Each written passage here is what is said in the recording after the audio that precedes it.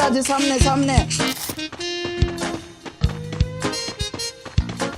माइला तेरा तो गेम बजाना पड़ेगा।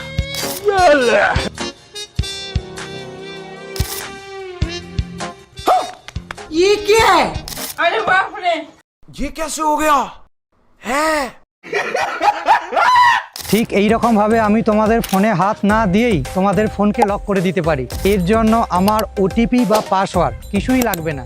এর জন্য মোবাইলে রিমোট লক ফিচারটাকে টার্ন অন করে রাখতে হবে। যদিও এটা বেশিরভাগ মোবাইলে আগে থেকে অন করা থাকে, যদি না করা থাকে তাহলে তোমরা যেই মোবাইলটাকে লক করতে চাইছো সেই মোবাইলের সেটিংয়ে গিয়ে এই ফিচারটাকে অন করতে হবে।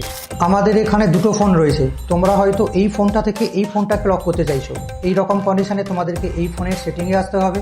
তারপর তোমাদেরকে এইখানটায় সার্চ করতে হবে রিমোট লক। তারপর তোমাদেরকে এই ফিচারটাকে টার্ন অন করে রাখতে হবে। টার্ন অন করার পর তোমাদেরকে এবার এই ফোনে আসতে হবে। এই ফোনে আসার পর তোমাদেরকে এখানটায় সার্চ করতে হবে রিমোট লক।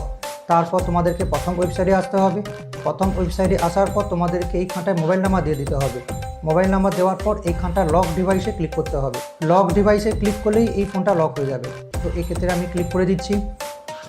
তোমরা দেখতেই পাচ্ছ এই ফোনটা কিন্তু লক হয়ে গেছে। তারপর এই ফোনটাকে আবার ব্যবহার করার জন্য তোমাদেরকে এইখানটা প্যাটার্ন লক বা পাসওয়ার্ডে আনলক করতে হবে। তো এই রকমভাবে তোমরা যে কোনো ফোনকে লক করতে পারবে।